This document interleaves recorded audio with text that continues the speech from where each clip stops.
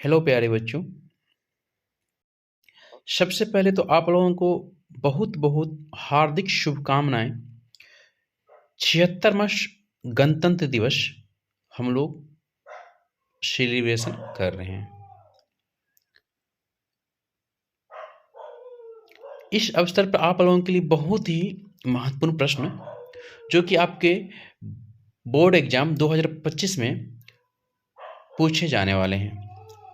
जितने भी हमारे प्यारे कक्षा 12वीं के छात्र एवं छात्राएं हैं, उन लोगों के लिए बहुत ही आसान और अपने शब्दों में ये प्रश्न और उसके आंसर करवाने जा रहे हैं। तो प्यारे बच्चों, स्वतंत्र गणतंत्र दिवस के शुभ अवसर पर आप लोगों के लिए बहुत ही बढ़िया प्रश्न और उसके आंसर लेके आए हैं, जो कि आपके एग्जाम 2025 के लिए बहुत ही ज़्यादा महत्वपूर्ण है। आइए बच्चों, हम लोग बिना समय गंवाए हम लोग एक एक प्रश्न को बारीक से आराम से सॉल्व करते हैं। देखिए बच्चों, पहला क्वेश्चन है, 4 प्रमुख सूफी सिलसिले का नाम लिखें। 4 प्रमुख क्या है? सूफी सिलसिले, इसके नाम लिखना है। तो पहला है बच्चों चिश्ती सिलसिला, सुराहवादी सिलसिला, कादरी सिलसिला और नक्शबंदी सिलसिला। ये चारों है 4 प्रमुख सूफी, क्या है? सूफी सिलसिला। ठीक है प्यारे बच्चों, आइए अगला क्वेश्चन करते हैं। वीरशैव लिंगायत कौन थे? तो 12वीं शताब्दी में कर्नाटक में वैष्णवा नामक ब्राह्मण के द्वारा चलाए गए नवीन भक्ति आंदोलन के अनुयायी वीरशैव या लिंगायत कहलाते थे। तो किसके द्वारा चलाए गए थे बच्चों? तो वैष्णवा नामक ब्राह्मण के द्वारा चलाए गए नवीन भक्ति आंदोलन को ही हम लोग वीरशैव या लिंगायत कहलाते हैं या कहते हैं। आइए बच्चों, हम लोग अगला प्रश्न देखते हैं। अंडाल और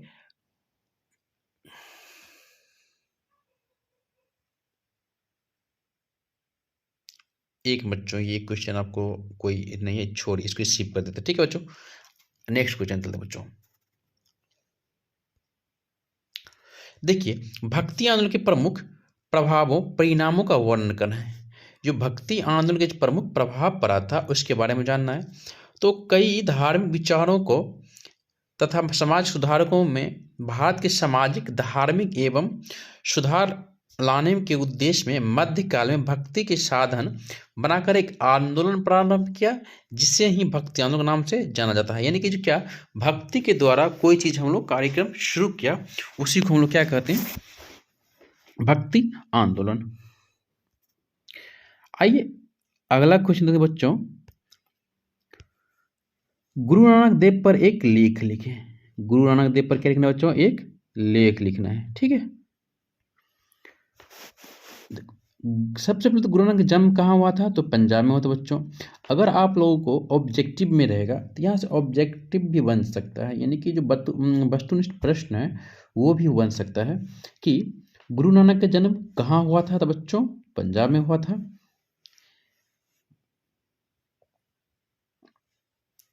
गुजरानवाला जिले में 1469 में रावी नदी के तट पर स्थित तलवंडी ननकाना साहेब नामक ग्राम में हुआ था। अब यह कहाँ है? तो अब यह पाकिस्तान में है। अब यह कहाँ है? तो अब यह पाकिस्तान में, अभी कहाँ है? पाकिस्तान में है। कबीर की क्या कहता है? कबीर की भांति नामक नानक ने भी धार्मिक आडंबरों, कर्मकांडों, अवतारवाद, मूर्ति पूजा, ऊंच नीच आदि का विरोध किया। निर्गुण एवं निराकार ईश्वर की पूजा पर बल दिया। ठीक है, और हिंदू मुस्लिम एकता के समर्थक में वो प्रमुख दावेदार है। यानी कि इसमें कोई जाति का भेदभाव नहीं करने पर बल दिया, ईश्वर के निराकार पूजा करने पर बल दिया। ठीक है, और ऊंच नीच भेदभाव इस सब को क्या कहिए, इस सब पे हटाने के लिए बहुत ज्यादा चर्चा किया। उन्होंने सिखों के धर्म की स्थापना की। शारीरिक श्रम द्वारा जीवन जीवन को द्वारा पार्जन पर आधारित नई समाज की स्थापना नानक द्वारा की गई, गुरु नानक द्वारा की गई। नानक की वाणी कालांतर में गुरु गोविंद सिंह को व्यापक सिद्धांतों के आधार पर एक नए स्थापना के लिए प्रेरित किया। नानक के उपदेश का संग्रह गुरु ग्रंथ साहब में है, जो सिखों के धर्म ग्रंथ है। यानी जो गुरु ग्रंथ साहब जो है, ये जो आपका गुरु ग्रंथ साहब जो है, ये जो गुरु ग्रंथ साहब क्या है, ये सिखों के क्या है, धर्म ग्रंथ है। देखिए धर्म ग्रंथ है, ठीक है।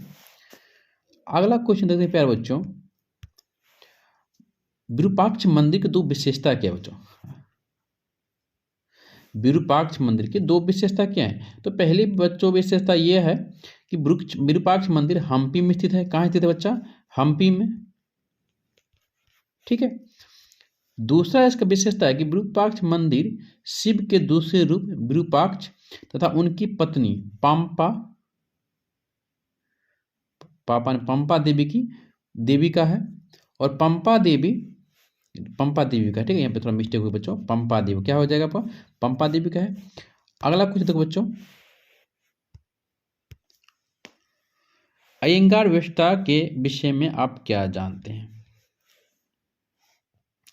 अयंगार व्यवस्था के अंतर्गत विजयनगर के प्रत्येक ग्राम को एक स्वतंत्र इकाई के रूप में, यानी प्रत्येक गांव है उसको क्या है कि एक स्वतंत्र इकाई के रूप में संगठित किया जाता है, जिस पर 12 व्यक्ति मिलकर शासन करते थे, जिन्हें सामूहिक रूप से अयंगार कहते हैं, सामूहिक रूप से अयंगार कहा जाता था।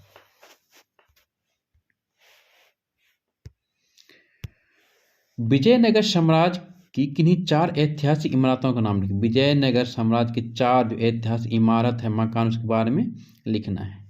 पहला है महानवमी डिंबा, कमल महल, विट्ठल मंदिर, विरूपाक्ष मंदिर। ये क्या क्या है? ये चारों है आपका विजयनगर का ऐतिहासिक चारों मंदिर है। चलिए कमल मंदिर के बारे में जानते हैं, कहाँ स्थित है, इसका क्या उपयोग है। तो प्यारे बच्चों, कमल महल विजयनगर में स्थित एक सुंदर महल के रूप में है, बहुत सुंदर है। इस महल की आकृति कमल जैसा है, नाम ही कमल जैसा है, इसका नाम ही कमल, इसका आकृति भी क्या हो, कमल के फूलों जैसा होगा, इसलिए अंग्रेजी द्वारा इसका नाम कमल महल रखा गया था। भाई अंग्रेजों ने कुछ सोच समझ के रखता है, कोई बात। इसका उपयोग राजा के मंत्रियों एक साथ बैठकर सलाह मशवरा के लिए करते थे, यानी कि एक साथ बैठ जाता था सब आदमी, वहाँ पर कोई भी बात का निर्णय लिया जाता था, और क्या होना चाहिए क्या नहीं होना चाहिए, अच्छी और बुरी बातों का वहाँ पे चर्चा क्या करते थे मंत्रियों और उनके राजा साहब सब में। चलो धार्मिक केंद्र के महत्व को गोपुरम एवं मंडप पर विरोध पर बल देते हुए स्पष्ट कीजिए। गोपुरम एक नया वर्ड है बच्चों। यहाँ पे गोपुरम को कहा जाता है मंदिर का द्वार, यानी कि मंदिर का जो गेट होता है ना, उसी को गोपुरम कहते हैं। विजयनगर के मंदिरों में गोपुरम और मंडप बनाए जाते थे, ठीक है। मंदिर में प्रवेश के द्वार को गोपुरम कहा जाता था। गोपुरम अत्यधिक विशाल एवं ऊंचे होते थे, यानी बहुत बड़ा जो होता था ना वो गेट, वो क्या होता था, बहुत विशाल और बहुत बड़ा होता था। वर्गाकार या 4 से अधिक भुजाओं वाले चबूतरों पर मंडप बनाते थे। मंडप की छतों पर किनारे की सजावट की जाती थी, ठीक है। अब समझ गोपुरम क्या है, वहां पे मंडप सजावट कर किया जाता था, ठीक है। अगला क्वेश्चन देखिए प्यारे बच्चों, फारसी राजदूत रज्जाक विजयनगर निखिलबंदी से अत्यधिक प्रभावित था, स्पष्ट कीजिए बच्चों। फारसी राजदूत अब्दुल रज्जाक विजयनगर समाज में देवराज द्वितीय के दरबार में आया था। वह विजयनगर के किलेबंदी देखकर अत्यधिक प्रभावित हुआ था। जो किला था विजयनगर में, उसको देखकर क्या हुआ था, अत्यधिक प्रभावित हुआ था। उन्होंने दर के 7 स्तरों पर घेराबंदी कर उल्लेख किया था। चलिए अगला क्वेश्चन देखते हैं बच्चों प्यारो, विजयनगर शासन के 2 वंशों का नाम है क्या? 2 वंश, पहला वंश सुगम वंश, तुलु वंश। विजयनगर के शासनकाल में 2 वंश था, सुगम और तुलुभ, यही 2 वंश था बच्चों। ठीक है, चलिए अगला क्वेश्चन है, गोपुरम से आप क्या समझते हैं? गोपुरम से आप क्या समझते हैं? ठीक है, गोपुरम से आप क्या समझते हैं? मंदिर के प्रवेश द्वार को गोपुरम कहा जाता था, इससे पहले हम जान चुके हैं। विजयनगर के शासकों ने मंदिर में गोपुरम का निर्माण करवाया। गोपुरम अत्यधिक विशाल एवं ऊंचा होते थे। चलिए अगला क्वेश्चन देखते हैं प्यारे बच्चों।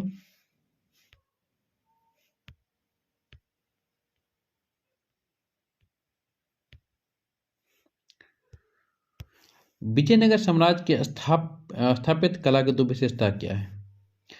विजयनगर साम्राज्य के स्थापित कला के 2 विशेषता निम्न माना जाता है। ठीक है, पहला बच्चों, विजयनगर साम्राज्य में सभा मंडप, महानवी, डिंबा, कमल आदि के स्थान बनाए गए थे। इससे पहले हम देख चुके हैं, सुन चुके हैं और क्वेश्चन पढ़ भी चुके हैं। विजयनगर समाज के हजार राम मंदिर, वृक्षपाठ मंदिर, विट्ठल है, यानी कि बहुत सारे मंदिर वहां का निर्माण था। चलिए हड़प्पा सभ्यता की 2 विशेषताओं का उल्लेख करें। ये हड़प्पा वाले जितने भी क्वेश्चन हैं बच्चों, ये आपके लिए बहुत ही ज़्यादा महत्वपूर्ण है। हड़प्पा वाली जितने भी क्वेश्चन है, हड़प्पा सभ्यता के बारे में जितना भी प्रश्न है, कहीं न कहीं इससे मिलता जुलता प्रश्न है कि ऑब्जेक्टिव में और सब्जेक्टिव दोनों में पूछा था बच्चों। हड़प्पा सभ्यता की नियोजित नगरीय सभ्यता थी। हड़प्पा सभ्यता को जल निकासी प्रणाली नियोजित थी, यानी कि वहाँ जल निकासी प्रणाली की ज़्यादा व्यवस्था किया गया था। अगला प्रश्न बच्चों, हिंदू घाट सभ्यता के समूह दाह संस्कार कितने प्रकार के होते हैं? पूर्ण समाधिकरण, इनमें संपूर्ण शव भूमि के नीचे गढ़ दिया जाता था। आंशिक समाधिकरण, इनमें पशु पक्षियों के द्वारा खाने के पश्चात सबके बचे हुए भाग के दिया जाता था।